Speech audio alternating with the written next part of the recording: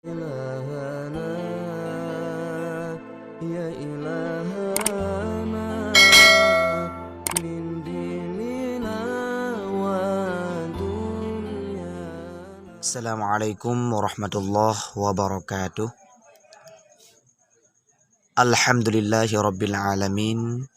Wassalatu wassalamu ala sayyidina Muhammad wa ala alihi wa sahbihi ajma'in. Allahumma allimna ma yanfa'una wanfa'na bima 'allamtana.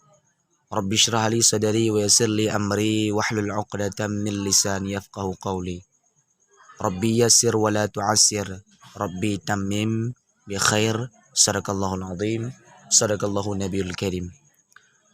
Alhamdulillah, pada kesempatan kali ini kita akan melanjutkan yaitu pelajaran kita tentang masalah ilmu tajwid. Jadi kemarin sudah saya jelaskan tentang pendahuluan, yaitu tentang apa pengertian ilmu tajwid, apa arti ilmu tajwid, dan apa hukumnya kita belajar ilmu tajwid. Itu sudah pada pelajaran yang kemarin. Pada hari ini kita akan lanjutkan langsung tentang pembahagian hukum. Jadi sebelumnya kita bilang secara global dulu. Hukum mungkin dalam ilmu tajwid ada izhar, ada idgham, ada iqlab, ada ikhfa. Nanti idgham dibagi dua juga. Ada idgham ma'a gunnah, ada idgham bila gunnah. Di sini juga nanti akan dibagikan tentang izhar. Ada izhar mutlaq, ada izhar halqi. Ya, langsung kita lanjutkan. Pertama tentang izhar dulu. Ya, yang pertama di sini hukum nun mati atau tanwin. Ya, tanwin dhammah, tanwin fathah atau tanwin kasrah itu biasanya disebut dengan baris dua. Baik baris dua dhammah, baris dua fathah atau baris dua kasrah. Pertama izhar. Langsung kita lanjut izhar. Izhar menurut bahasa berarti memperjelas, ya, atau menerangkan, itu menurut bahasa. Sedangkan menurut istilah tajwid, izhar adalah melafalkan huruf-huruf izhar tanpa disertai dengung. Jadi makna izhar ialah jelas. Makna izhar adalah menjelaskan.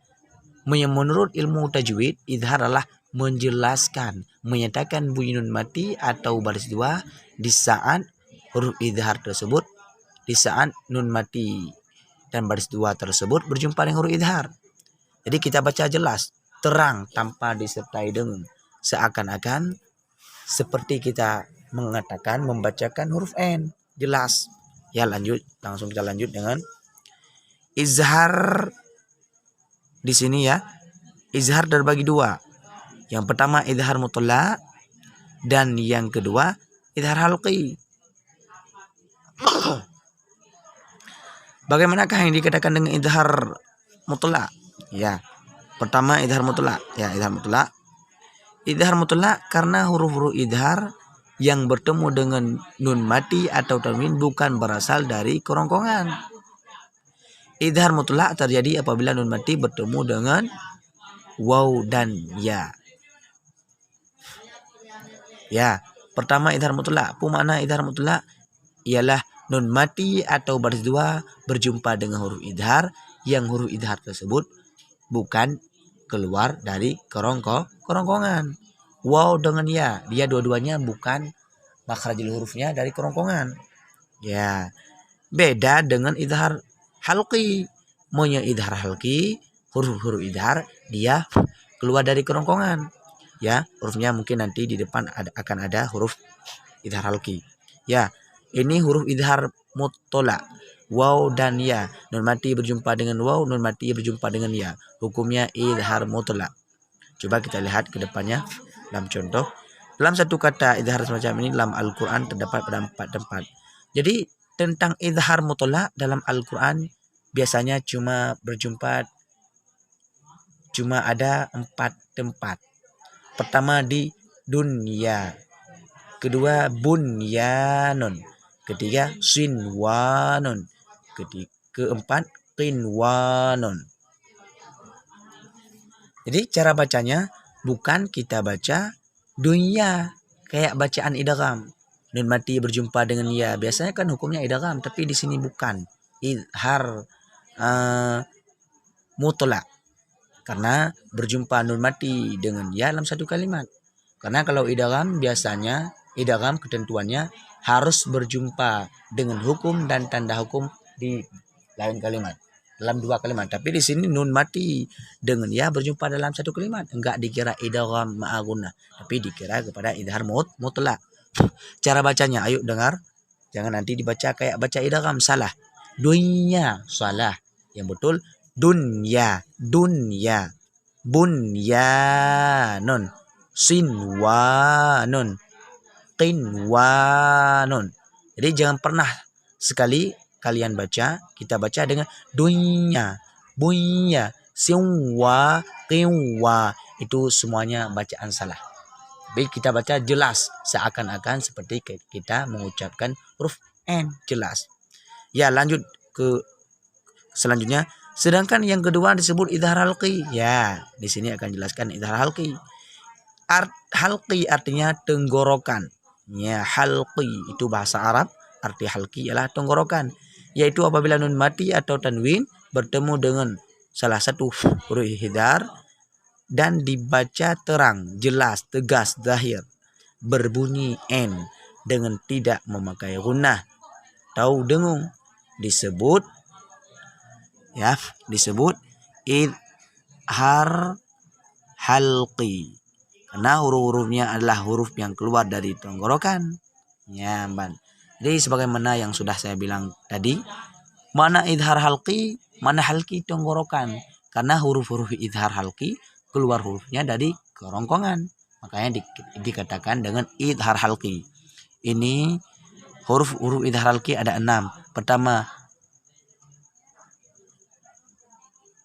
alif, pertama hamzah, ha, ain, ha, kha, ghin.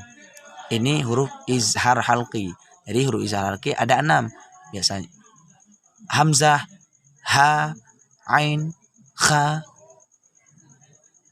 ha, kha, gha. Ya, ini huruf izhar halqi. Huruf-huruf izhar halqi dikumpulkan.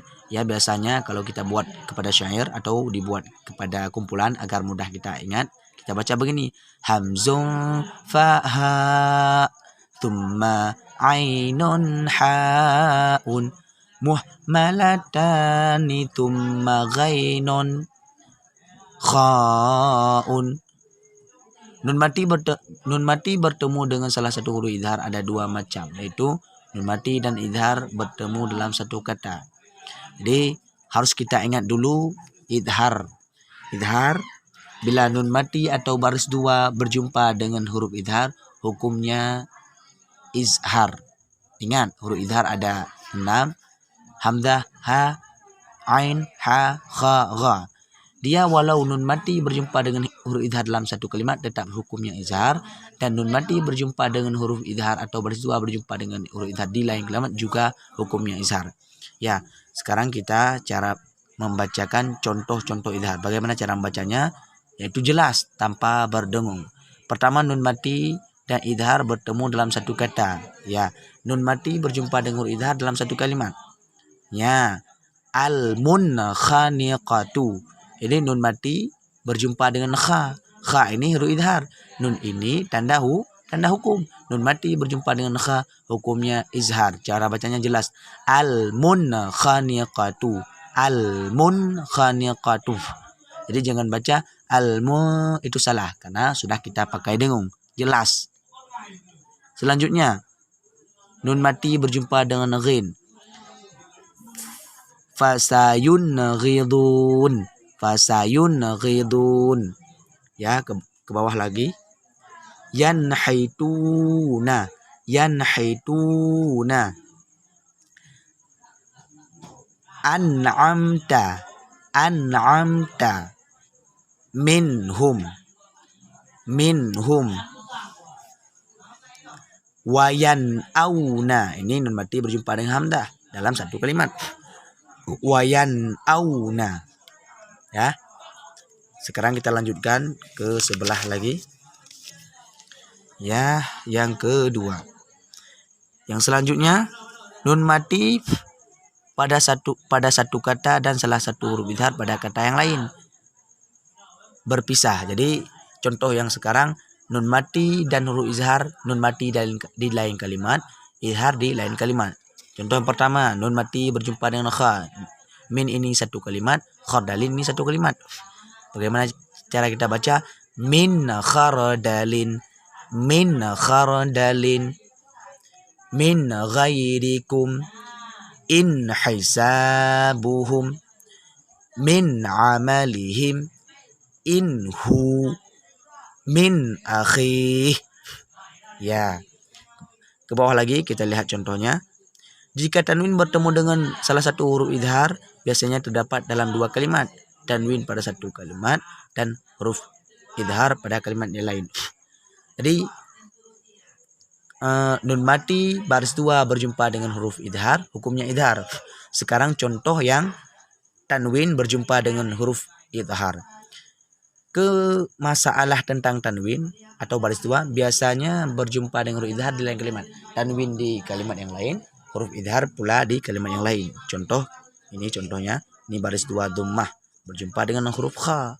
Nanti jangan yang kita lihat yang lain ya, di tanwin dhammah di belakangnya bukan, tapi di depan tanwin dhammah berjumpa dengan huruf izhar. Seperti nun mati juga, nun mati di depannya huruf izhar yaitu hamzah.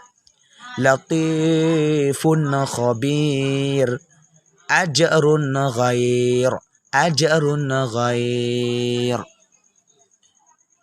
azizun hakim, sami'un alim, jurufin har, wa jannatin alfafa.